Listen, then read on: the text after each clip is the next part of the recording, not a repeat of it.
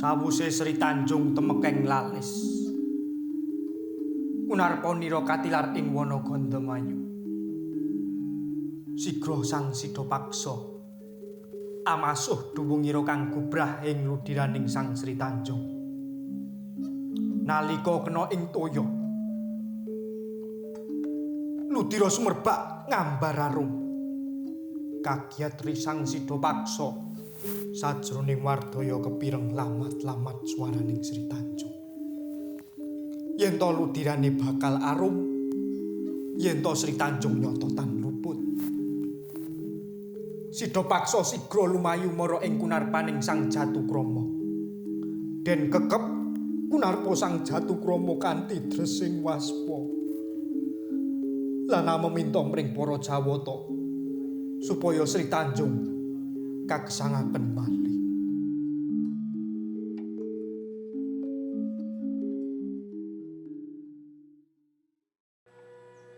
Sri Tanjung diajak.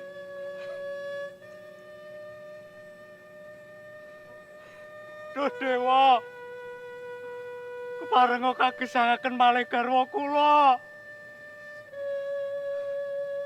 Diajak. Kula janji nedya ngawontenaken bujana Andrawina Dewa. Lan mangke sedaya menapa ingkang dipun kersakaken kula turuti. Dewa, diajak.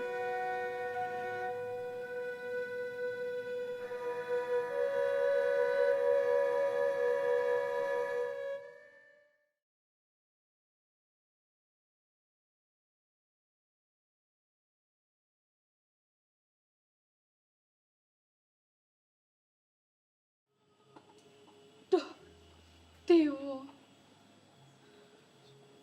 Menapa menika ngalami pepati? Iya pancen nyata.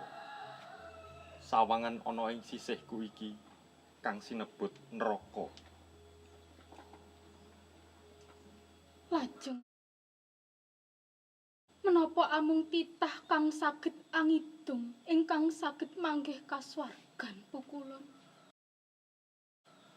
Nyata mangkono, Putraka. Kula ugi saged angidung pukulun.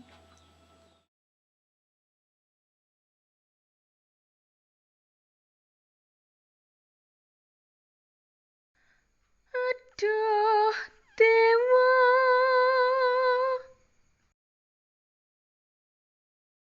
Punapa ta lepating sun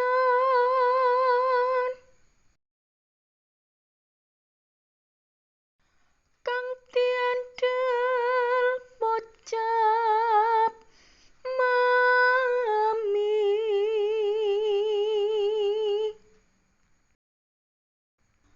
marang garwa kang satuhu dadya ing jalaran pati.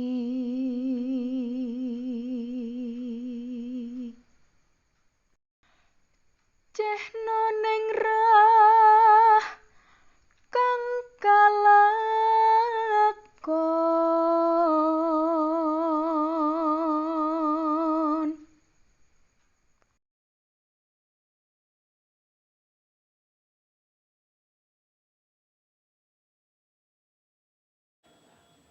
Nyata sangsara lelakonmu kulup, putraku.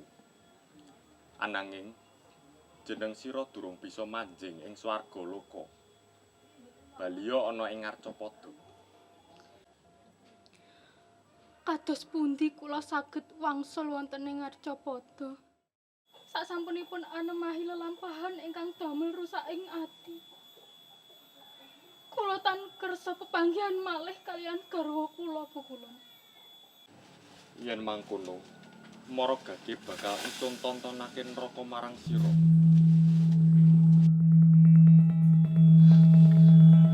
Duh, Dewa. Gegirisi sanget panggenan menika kula ajeng. saiki Baliya ana ing Ngarcapada, putraku Sri Tanjung. Ana kang bakal anemoni sira.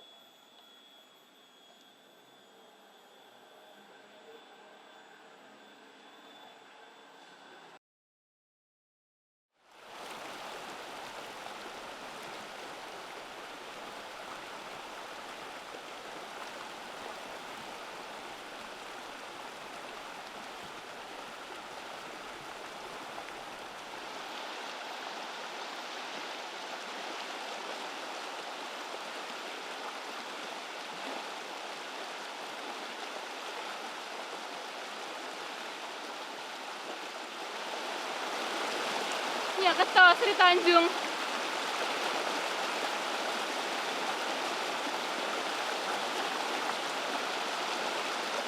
Sri Tanjung Kang Sulistya.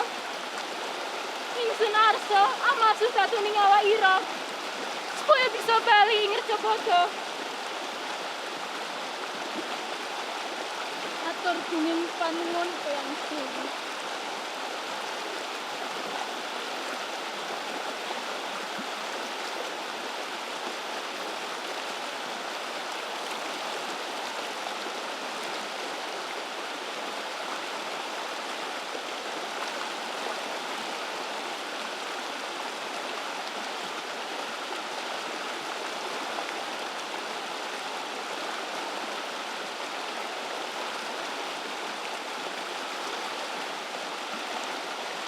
Wektu dina iki Baliya ing Eyang Sri Tanjung.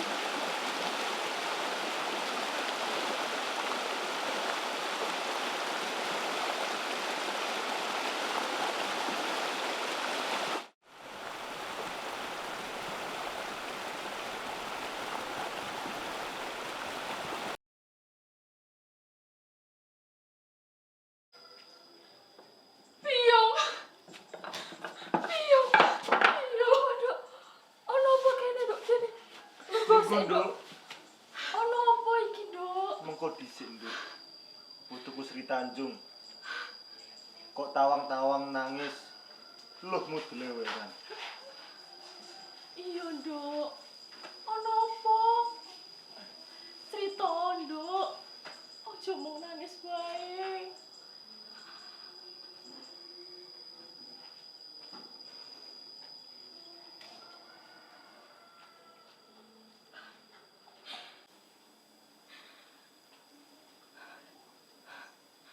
Kepareng kula matur, Eyang.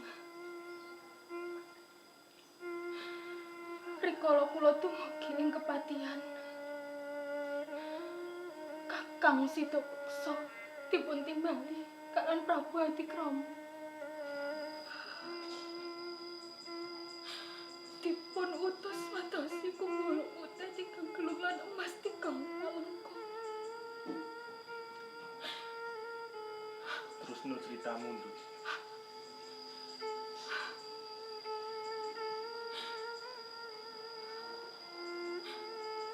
Nalika Kakang Mas Sidapeksa nglampahi jejibahan kala wau, Prabu Adikrama rawuh.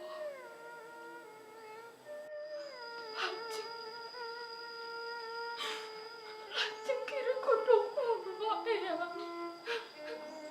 Sabar, Dok. Sabar. Badhe ngrutuk buksa kula. Yung ananging kula boten purun. Lajeng kula mlajar.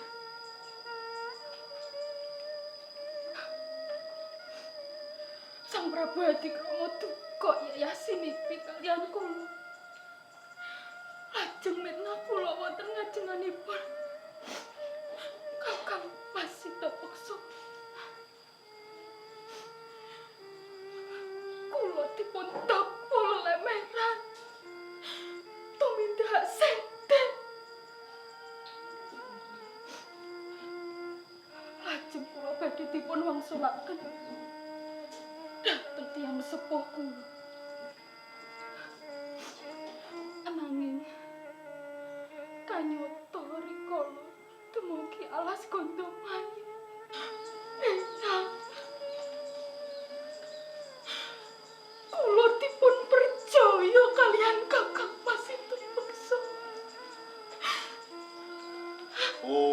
Tonduk. Putuku Cahayu. Sabar Yongger. Kahanan sing ora adil iki bakal ana piwalese.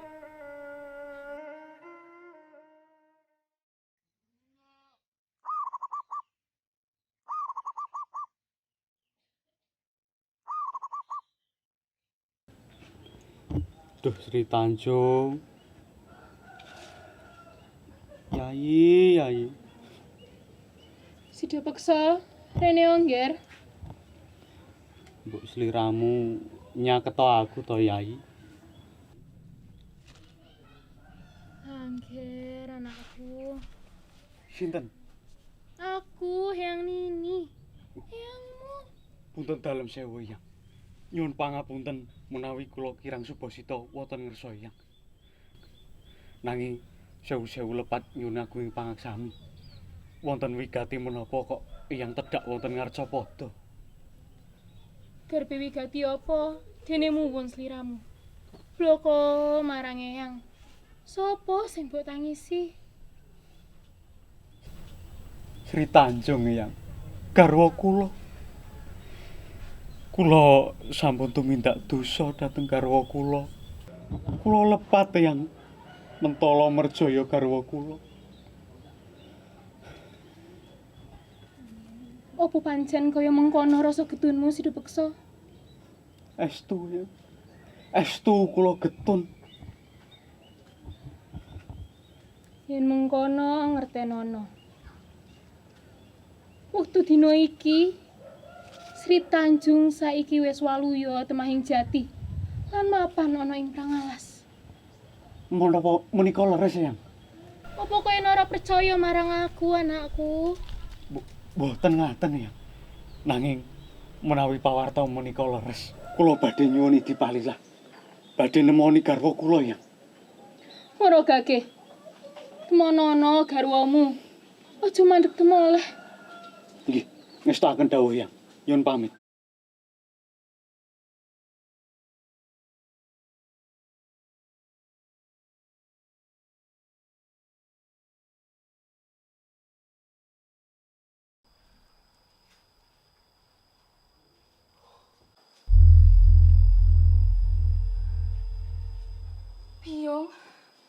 Biyong kae to Kakang Sida Beksa teko rene, Biyong. Lho, ya kono, temonono bojomu. Biyong.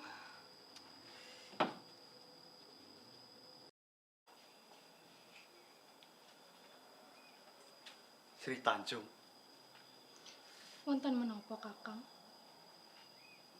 Kakang seneng bisa nemoni kowe maneh. Saiki puruna ya konduring kepatihan.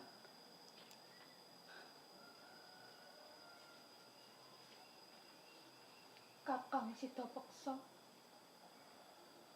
Menawi rawuhipun panjenengan mriki badhe ngajak kula kondur wonten ing kepatihan kula sagah.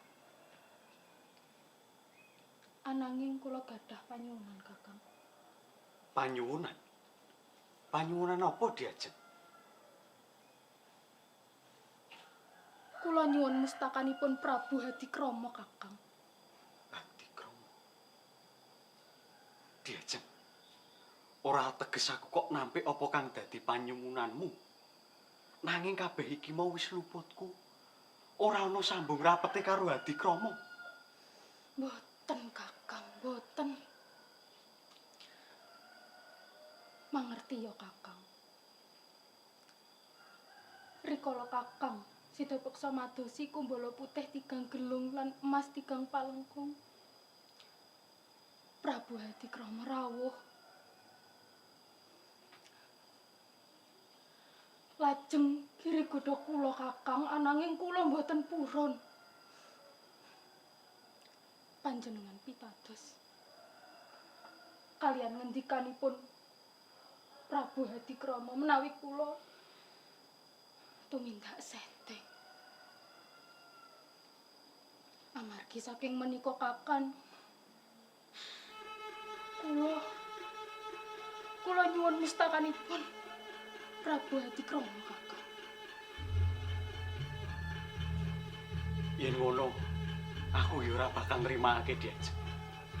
Dina iki uga aku bakal makan. Pamit diajeng.